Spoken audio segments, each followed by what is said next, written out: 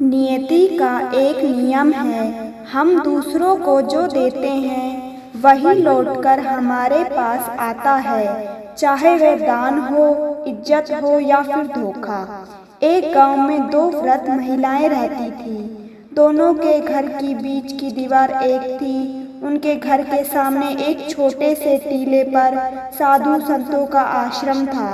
दोनों वृद्ध महिलाएं आश्रम में सेवा करने जाती थीं। साथ संगत जी संतों की कृपा से उन दोनों वृद्ध महिलाओं को कभी भी अनाज वस्त्र का अभाव नहीं हुआ था। वह एक साथ रहती थी, एक साथ काम करती थी। फिर भी दोनों वृद्ध महिलाओं के स्वभाव में जमीन आसमान का अंतर था। एक वृद्ध महिला दयालु प्रवृत्ति की थी। देने योग्य तो उसके पास ना के बराबर था, परंतु अपने सामर्थ्य से वो अपने जैसे गरीबों को, जरूरतमंदों को समय समय पर ना कुछ जरूर दिया करती थी। और दूसरी वृद्ध महिला बहुत कंजूस थी। देने योग्य उसके पास बहुत कुछ था, परंतु कभी किसी को वह कुछ भी नहीं देती थी। एक दिन शाम होते होते आसमान में बादल गरजने लगे, बिजली चमकने लगी और मूसलाधार वर्षा शुरू हो गई। दोनों वृद्ध महिलाएं अपने अपने घरों में चली गई कि अचानक उस कंजूस वृद्ध महिला के दरवाजे पर उसे एक दस्तक सुनाई दी। वह वृद्ध महिला अभी भोजन करके बैठी ही थी। उसने सोचा कि शायद कोई तूफान में फंसा हुआ मुसाफिर होगा जो भोजन में अपना हिस्सा मांगेगा। ऐसा सोचकर उस वृद्ध महिला ने जल्दी जल्दी खाना शुरू किया और जितना खा सकती थी वह खा लिया और जो भोजन बचा उसे ढक कर रख दिया।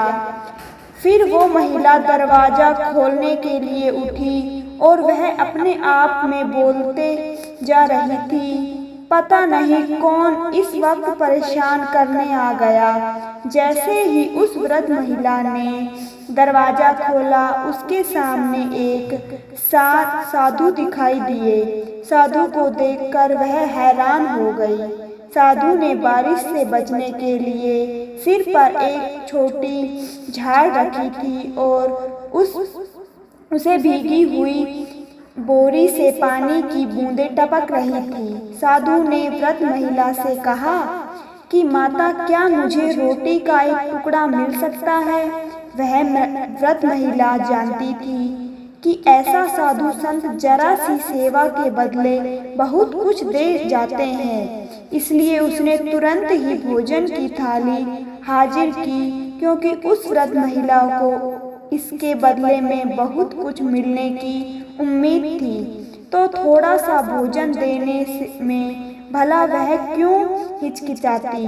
वह साधु भोजन करने के लिए बैठ गए और वृद्ध महिला साधु के मुंह की ओर देखती रही। साधु के चेहरे पर एक तेज झलक रहा था। अब आश्रम के सभी साधुओं को वह वृद्ध महिला पहचानती थी, पर उस साधु को उसने कभी नहीं देखा था। उस साधु को देखकर उसके चेहरे पर नम्रता और पवित्रता थी, परंतु वृद्ध महिला यह क्यों देखती कि वह साधु कौन है। वह वृद्ध महिला तो यह जानने के लिए आतुर थी कि वह साधु क्या लाया है। साधु ने वृद्ध महिला से कहा कि कितना भयंकर तूफान है। वृद्ध महिला ने कहा कि धनवानों की तो चिंता नहीं, पर बेचारे गरीबों का क्या होगा। अगर संसार में साधु की कृपा दृष्टि न होती तो मुझ जैसे गरीबों की आज क्या दशा होती।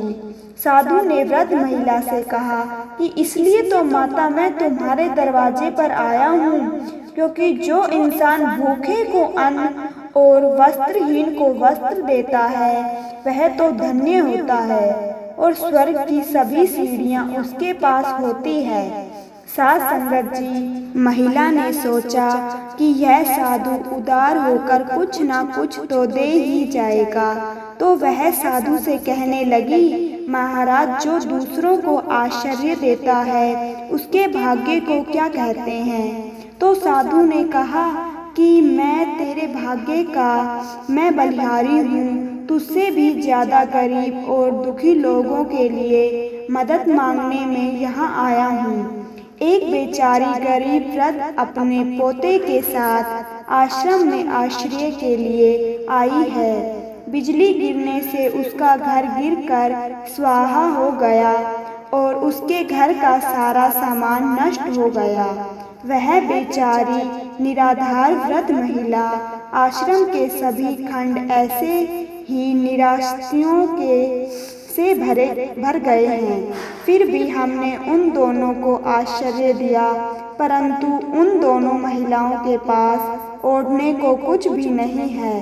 तुम यदि आज रात भर के लिए कुछ ओढ़ने को दे दो तो सुबह जब वो लोग चले जाएंगे तो हम तुम्हारा सामान तुम्हें लौटा देंगे। फिर साधु ने वृद्ध महिला से कहा कि माता, तुम्हारा घर तो सुरक्षित है, इसलिए तुम कुछ ना कुछ तो जरूर दे सकती हो।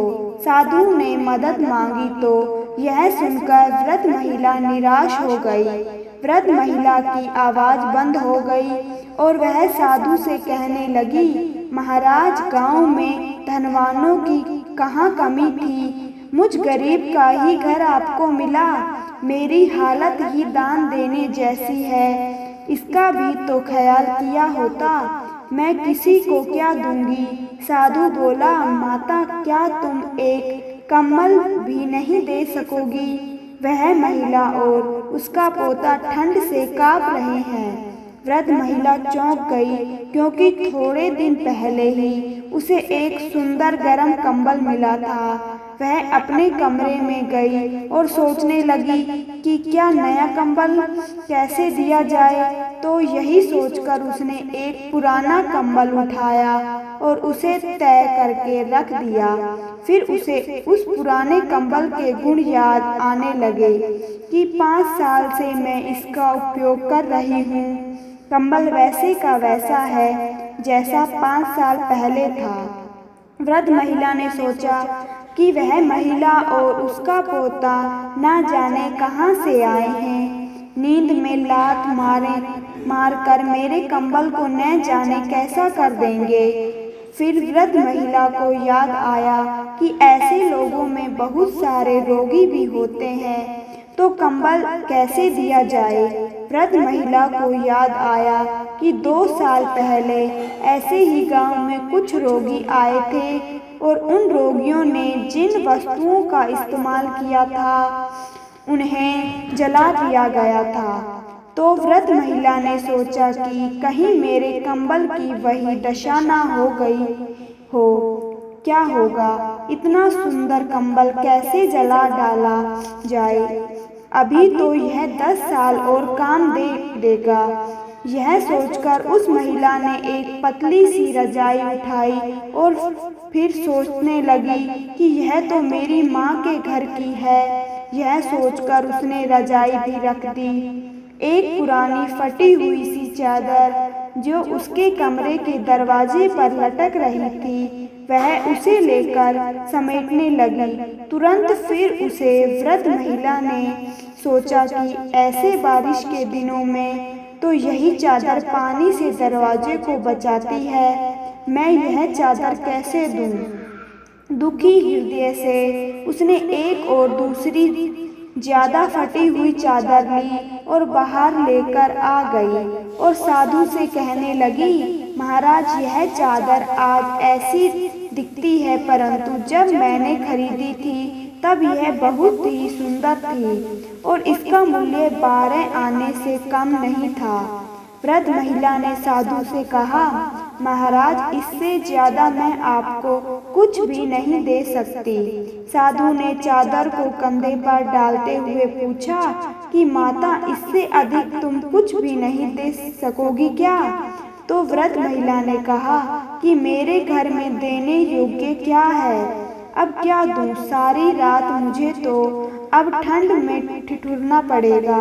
साधु वहां से निकलकर साथ वाले घर की दूसरी वृद्ध महिला के घर गए। वहां पर जाकर भी साधु ने वही बात कही। साधु से महिला और पोते के हालात सुनकर दूसरी वृद्ध महिला का हृदय भर आया।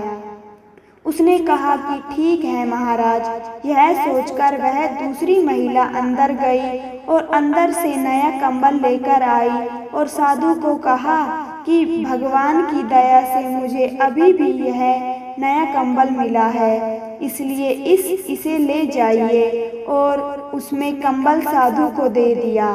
साथ ही वह तुरंत महिला बोली कि महाराज यह रजाई भी लेते जाइए, यह भी उनके काम आ जाएगी। और यह कुछ कपड़े भी हैं, यह भी ले जाइए, मैं किसी भी तरह रात काट लूंगी। वह बेचारी औरत और उसका पोता ठंड से ठिठुर रहे होंगे। वृद्ध महिला ने जितना दिया साधु ने चुपचाप ले लिया। साधु के मुख पर एक उज्ज्वल मुस्कान लहरा रही थी। वृद्ध महिला ने उस दयालु महिला से करीब करीब अपने घर का सारा सामान साधु को दे दिया। अब साधु के जाने के बाद बारिश और तेज हो गई। आकाश में भयंकर गर्जन होने लगी और बहुत ही भयंकर हवा चलने लगी। वृक्ष गिरने लगे। अचानक एक भयंकर बिजली चमकी और उन दोनों वृद्ध महिलाओं के मकान पर गिर गई। वह दोनों वृद्ध महिलाएं बच गई, परंतु दोनों के घर का सारा सामान और उनका घर स्वाहा हो गया। दुख से बिलबिलाती हुई दोनों वृद्ध महिलाएं तूफानों में ठोकरें खाने लगी। तभी उन्हें साधु की आवाज सुनाई पड़ी, इधर आइए माता। वहाँ मेरे आश्रम में साधु दोनों ओर अपने आश्रम में ले गए। साधु के आश्रम के अंदर दीवार के पास दयालु वृद्ध महिला की दी हुई सभी वस्तुएं रखी हुई थी।